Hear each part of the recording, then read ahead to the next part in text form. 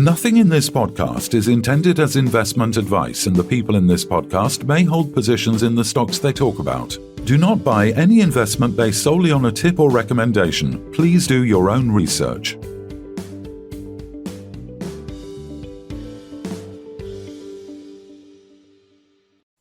Hello and welcome to the Midweek Takeaway. Today we're joined by Shaun, CEO of Greatland Gold. Welcome, Shaun. Hi, Phil and Kevin. Thanks very much for having me today. Looking forward to the discussion. You're more than welcome. So just last week, it was announced that there is a potential for a new zone of high-grade mineralisation at Havieron. Can you talk us through what this means for the company, please? Yeah, Phil, thanks for the question and for having had a look at the exploration update in advance. Look, I think that exploration update is really significant. It's certainly internally where geological team and exploration team are very interested. The hit itself, some 65 meters at over 6 grams plus copper, is a really good hit. But what's most interesting about it is it's about 200 meters to the south of where we've otherwise hit that new large eastern breccia. So that straight away gives us an opportunity to significantly expand that part of the ore body. But that 6+ gram material is something that we've normally associated with the southeast crescent. Again, this is some hundreds of meters away from the southeast crescent. So, what's a very significant opportunity for us is, does this mean that eastern breccia blends into a higher grade zone? Does it mean the southeast crescent and its very high grade material actually expands down in that kind of east-southeast direction? Or is it its own area and further drilling will unlock that? But it certainly is a really significant intercept, and what it does is creates a very large potential zonation within Havieron that can carry this very high grade. So it's an exciting intercept, really significant, and you're right to pick that up from straight off the bat in today's discussion. Yeah. So, from looking at the recent broker statements, it seems that the main catalyst for the Greatland Gold shares in the short term is the valuation of the 5% much talked about option over the Havieron project, recently excised by obviously Newcrest. This option is going to presumably lift Newcrest total holding in Havieron from, 70% to 75%, with the exercise process to be agreed by sort of mid-February 2022. This seems to be a great way of valuing the project and also to a lesser degree the company itself. Yeah, look, it's an interesting process, and it's one of the legacies that I've inherited, and I guess my opportunity is to try to execute that process to the best that we can. In terms of the process itself, Greatland has a preference to commercially negotiate that by that kind of mid-February timeframe that you referred to, Phil. That is one scenario, and by nature, a commercial outcome means it's acceptable to Greatland, but also that there's been some compromise in valuing that number. Yeah, it is perhaps, and in my experience, in a joint venture, you'd normally expect things to be worked out, by commercial agreement rather than going to, say, an independent process. And we'd like to think Newcrest feels the same way about that. The alternative is that this does go into a independent process, which is potentially a much longer period of time. So it could be, mutually agreed quickly. Otherwise, these things can take on a bit of a life of their own. But also, I think it's really the challenge for Greatland is Havieron was only discovered 3 years ago. This is a multi-decade asset. It will take years, 3 to 5 years to continue drilling this and really understand the extent of Havieron. It is a really challenging process to fair value an asset at this stage of maturity, before it's in production, before the free cash flows are designed. So I think I probably more see this as another step on the evolution of the maturity of Havieron. I think there's still, we talked about the intercepts before, we talked about the southeast crescent expansion, we talked about the eastern breccia. all of those things are still remain unclear and uncertain. And so presumably, if you can't reach a mutual figure, then obviously it will be put to something like the Valmin code method. Yeah, exactly right, Phil. Ultimately, that goes into Valmin, which can consider these kind of issues, but it is, it's an interesting process that Greatland agreed to want to sell 5% of Havieron at this pretty early period in Havieron's development. So, look, my job is to spend time, energy, and effort with the team here and prepare for that. And people should have confidence that that's what we're doing. So, we're pleased to do that process. I think, and ultimately, hopefully, we can drive an outcome that works for Greatland shareholders. Okay, so if I put pen to paper myself, and taking a 20 million ounce figure, multiplying it by 1,000, I mean, that's obviously conservative because it is quite low AISC I've seen from the presentations, and then take the 5%, working out around about $1 billion or 700 or 650 million UK, and that doesn't obviously take into account the copper. Do you think that's a lofty or a conservative type valuation? If I break that down into the parts, I think, I think you're right in terms of the quality of our resource and the quality of the earnings and free cash flow you'll generate from Havieron is extraordinary. And this is why this kind of asset sits in the portfolio of a major. It's lowest quartile cost. It's a low capex, low risk pathway to development. All of that lends you to say these ounces are worth more than an ounce in a different project, and also the sovereign risk of being in Western Australia. I wasn't quite sure what number you came to there. Were you saying 2 billion for 100%? But I think it comes down to the nature of valuing a project like Havieron at this relatively early stage of its development, and understanding, because, for instance, you referred to what someone might call a resource target, or an exploration target rather. That's not our JORC resource as we sit here today, 20 million ounces. I think this is a Telfer type opportunity, Telfer is about 20 million ounces. So I think what you said is fair, but because it's so early in the piece, you do lend yourself to having a very broad range of valuations, and you see that in the market already. So what does that create? It creates uncertainty around the outcome. Now, both for Newcrest and Greatland, so that should encourage us both to want to come to a commercial agreement. But equally, if it does go into the Valmin process, it does mean there's a broad range of outcomes. So that's the challenge, and it's hard for me to kind of give a specific number on the call today. I wish I could look through the seeds of time and know exactly what the outcome will be, but it is nuanced, and really what we're doing is making sure that we're thoroughly prepared for those discussions.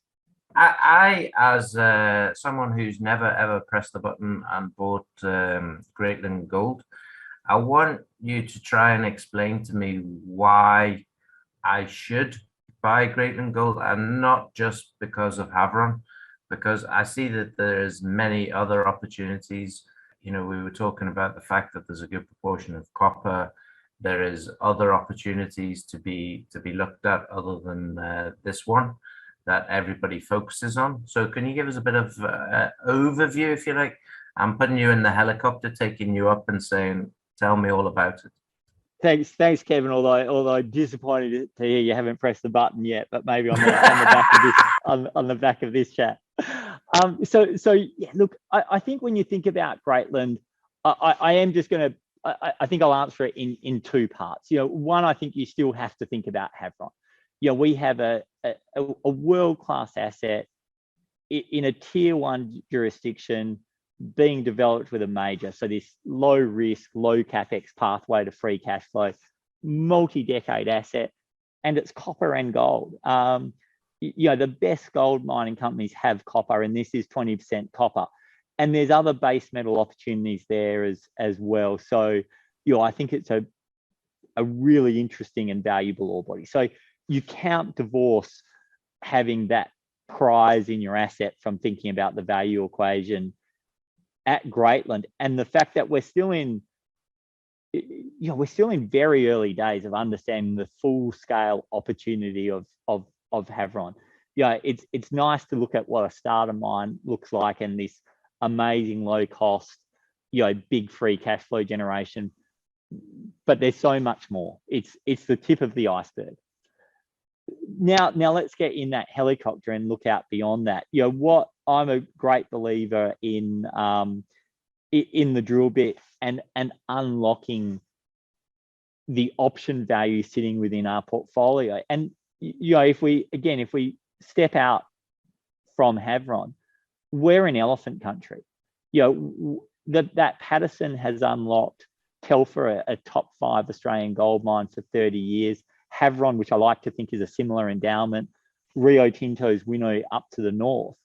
This is the postcode that you want to be drilling in, and there's no better place to look for copper and gold than where it's previously been found. So we, both on the mining lease at Havieron itself, but also the step out onto our 100%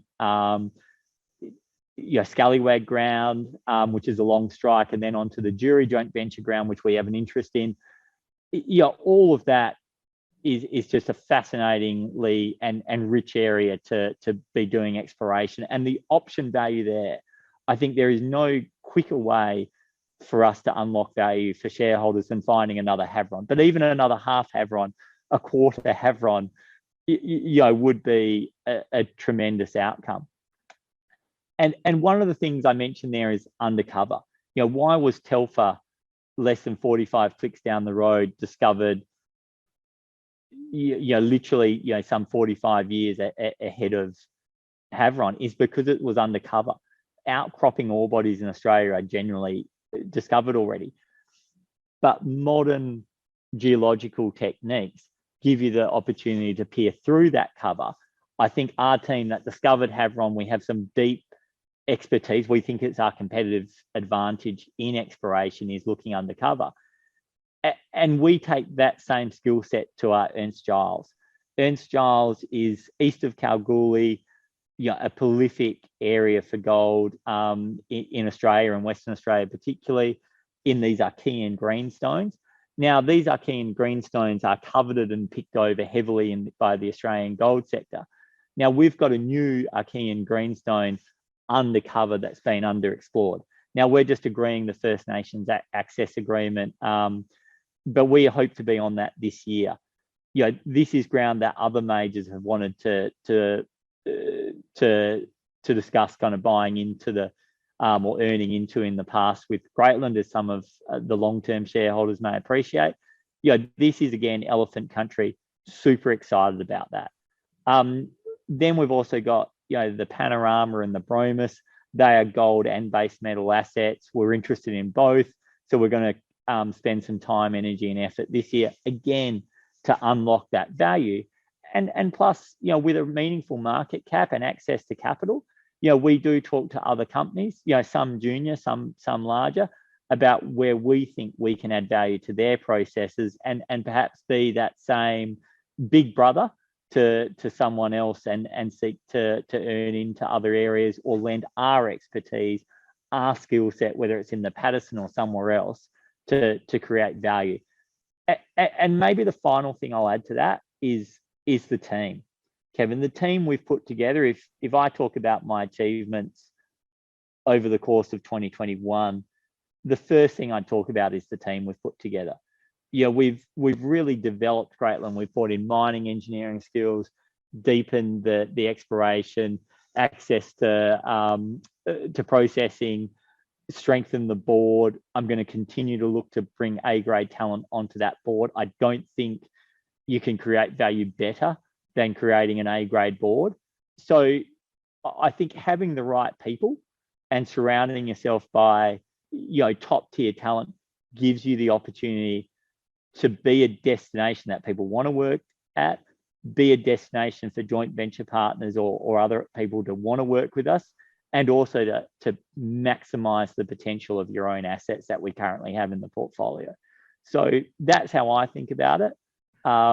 We are blessed by, I think, having both sides of the equation. We have some great people who can unlock the great assets that we have. Obviously, this 5% is contentious here now in terms of its value, in terms of the fact it's even being done in the first place. But the scenario is that at some point in 2022, you're going to receive a cash lump sum. So what is going to happen with that money? What do you envisage is going to happen? Obviously, you've already promised you will send me some money for my new car, but other than that, what do you intend to do with the rest? So look, our priority right now is to be fully funded for Havieron. It's a low capex, low risk pathway, but that still needs to be funded. The way the mechanism works is the first 50 million of that effectively repays the existing Newcrest debt, which is again a little bit of a shame. Historically we've structured it with that because I'd like all that new money to be coming in and be available for Havieron, but that's fine. So look, we'll take that. The first 50 goes to repayment of debt. The next goes to us being fully funded for Havieron. In parallel with that, we've kind of flagged to the market that we're engaging with banks. We've had a dozen large tier one commercial banks want to engage with us on Havieron. They see it, well, like I do, they see it as a world-class asset being developed with a major as a brownfields low-risk development. So the banks really want to be involved. So I think if we can bring in some debt, if there is funds available through the option process, which of course may not happen, but if it is, that may be our pathway to being fully funded, and that would be neat. And I think that's a huge catalyst for value, is being fully funded. I think you normally see companies being re-rated around that. So I'm keen to complete that debt process, then add to that, say, this option. And I think that's going to give people a lot of confidence around Havieron being fully funded, but potentially also, depending on the outcome, that we're well funded to unlock other opportunities within the portfolio, including further expansion at Havieron. So I think we have a splendid use for that money, which is to grow the company, which is the best thing we can do with it. You mentioned earlier, I think, that Telfer is close by, yes, or within the systems, if you like, and that potentially has 20 million ounces of gold, or does have 20 million ounces of gold. How much is that worth compared to the current value of Greatland Gold? So Telfer, you're correct, it's about 45 kilometers to the west of Havieron. So they are close, and these are some pretty vast spaces we're talking about out in the Patterson. You could drive 60 clicks just to go to a bar, couldn't you, in that part of the world? Try 400 kilometers. So it is, even by Australian standards, this is pretty remote and dry area. So well, look, if ever you get down there, let me know, because in some ways it's got this rugged beauty to it, but it's a dry, remote area as well. So look, it's 45 kilometers away, so we can share infrastructure at that distance. It's a truckable distance, so to speak. Telfer has been in operation for some 35 years. And to put that in context, their mineral endowment is about 20 million ounces. It's taken them 35 years to mine and process about 13 million of those ounces. So these are, I said before, these are world-class deposits. Perhaps that puts it in context. Why does this sit in a major? Now, look, if you go back in time to what someone would pay for Telfer at its dawn, it would be an eye-wateringly large number. It's been a grand old lady of Australian mining.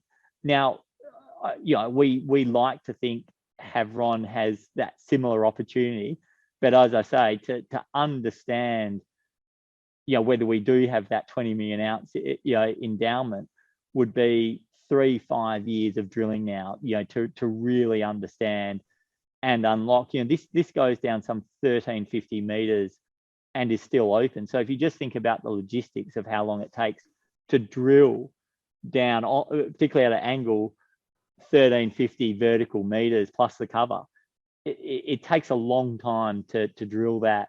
So as we put this decline in place, which is currently happening, it gives us underground drilling platforms, which will accelerate it, make it cheaper, quicken the cycle time of drill information.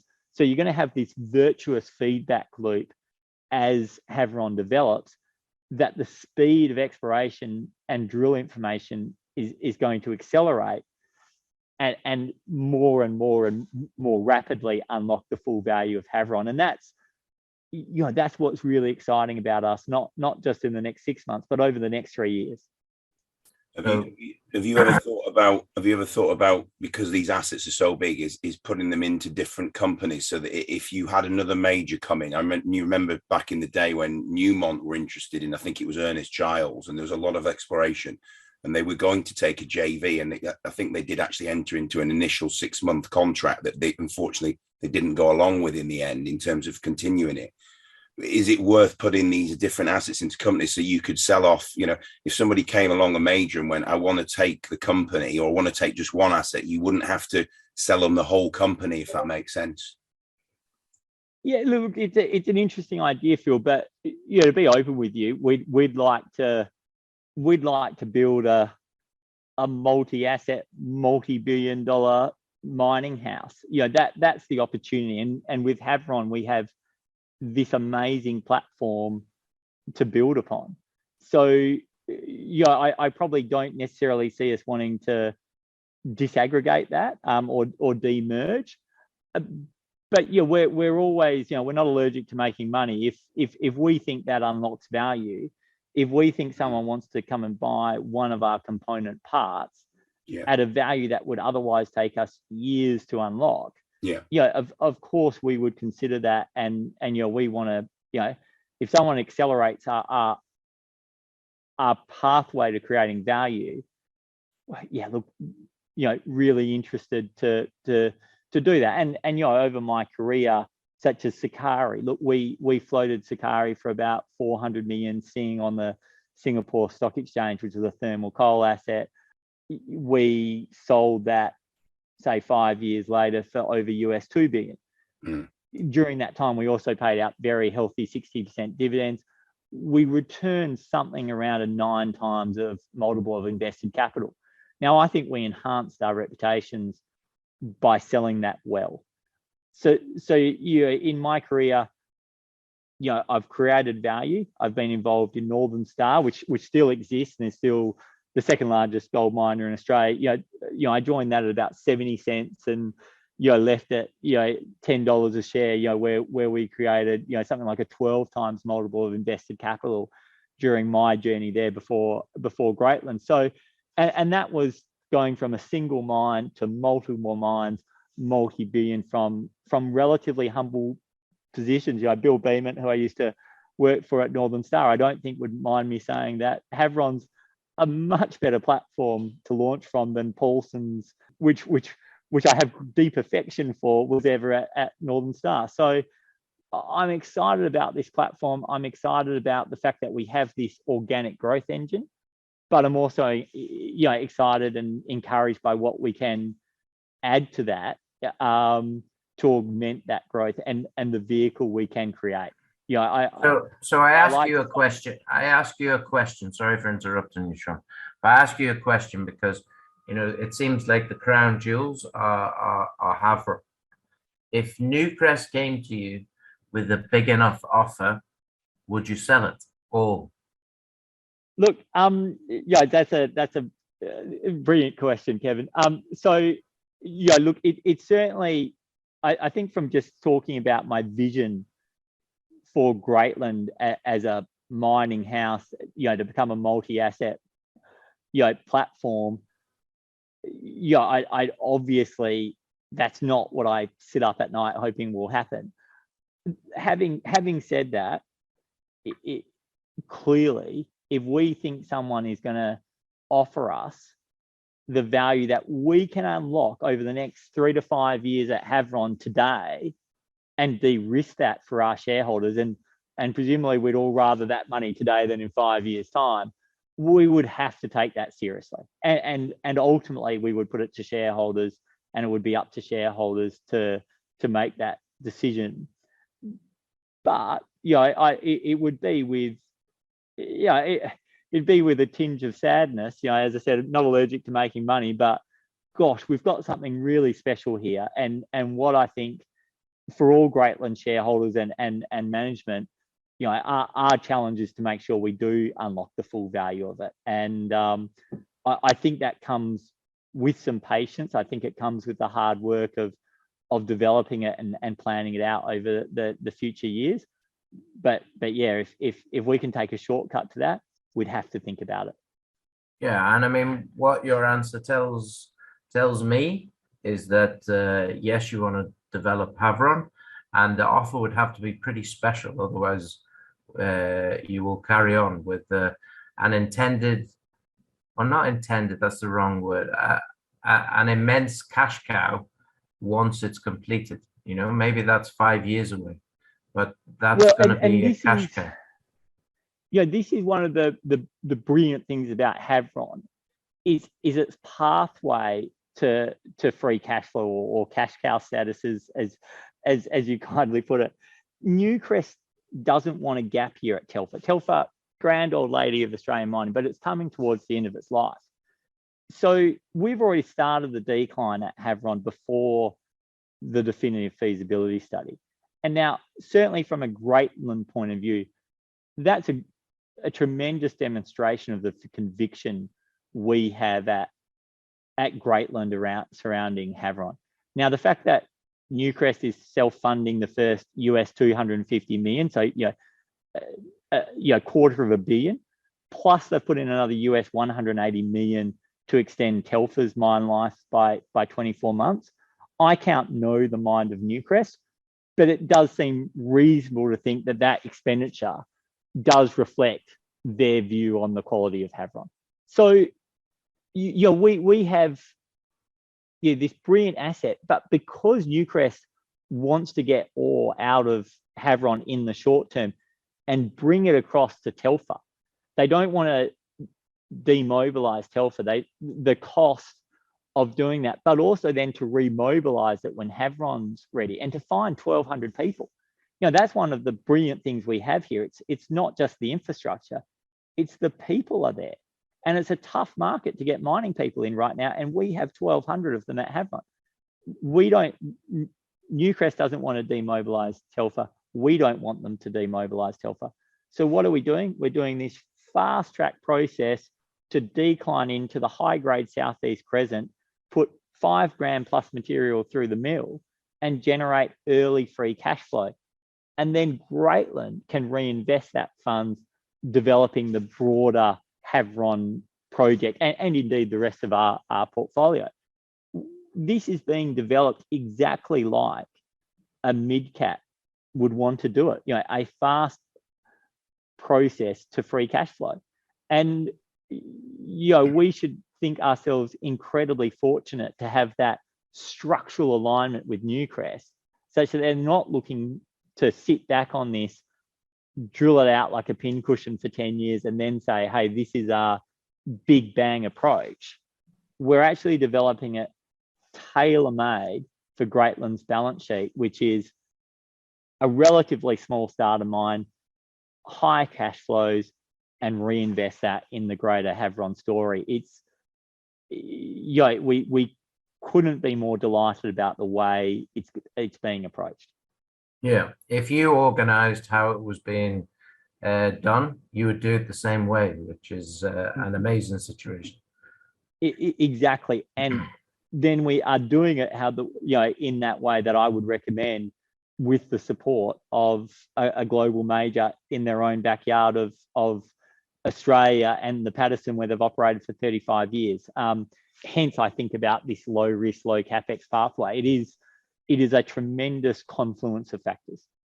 Yeah, and as you say, the workers are all at Telfer, and they want to continue those workers to work in between these two things, I presume, because that's basically what they're envisaging, because these staff are not easy to come by.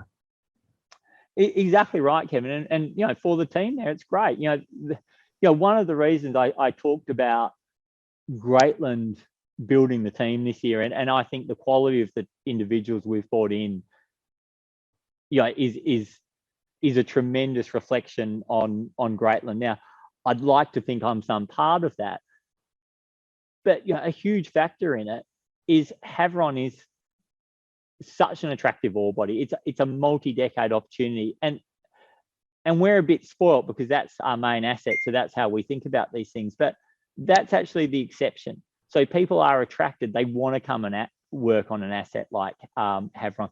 So it attracts good people. It's, you know, it's bees to honey.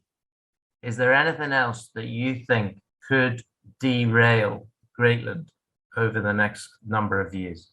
Look, I think we have, again, I've talked about it being a low risk, low capex pathway to production. And I think that's one of the compelling elements of Greatland, that it is this relatively low risk pathway.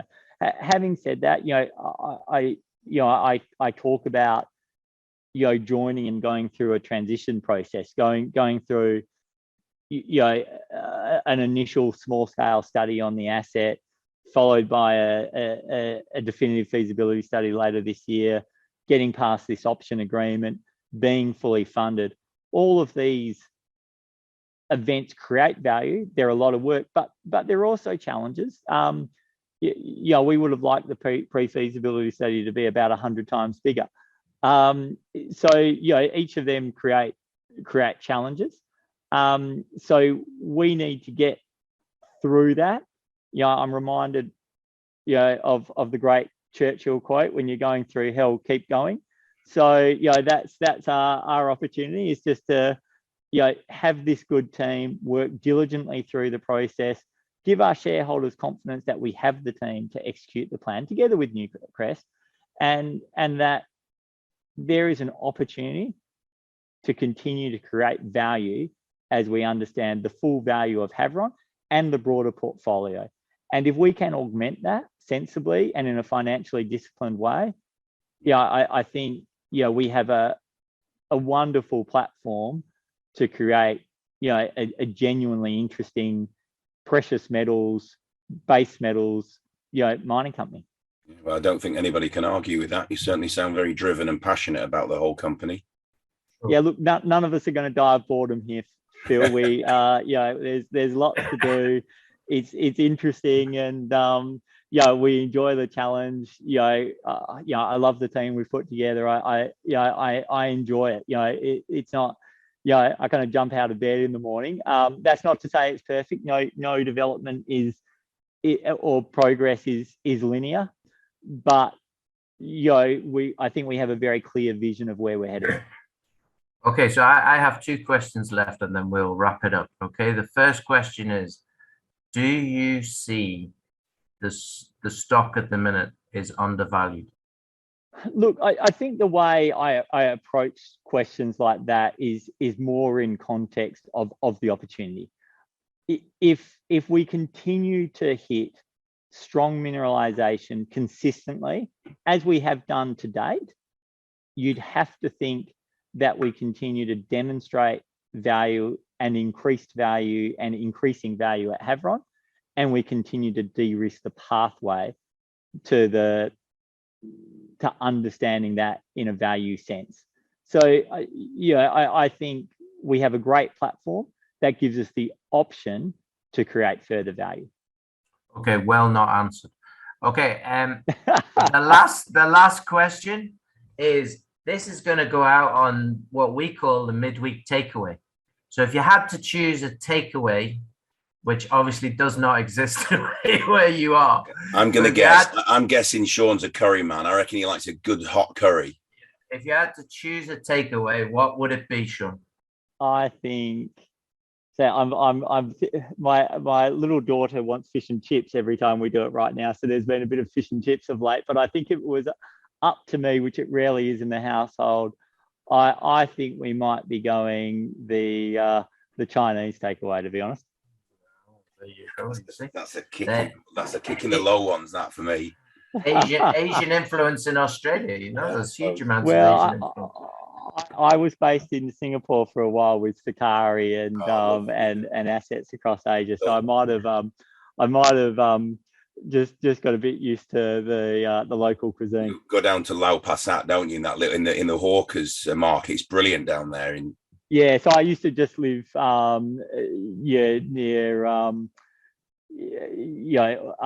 Orchard Road and the hawkers market there. Don't mention the towers. Yeah. So no, it's good. Kevin and Phil, thanks very much for your time. It's good fun. I really enjoyed the engagement, and look, available anytime to come on. It's a good fun format. Shaun Day, CEO of Greatland Gold, thanks very much for your time. Take care. Thanks, Shaun. This podcast was brought to you by Roast PR Limited. If you would like to appear on a future episode of The Sunday Roast, please email admin@thesundayroast.net.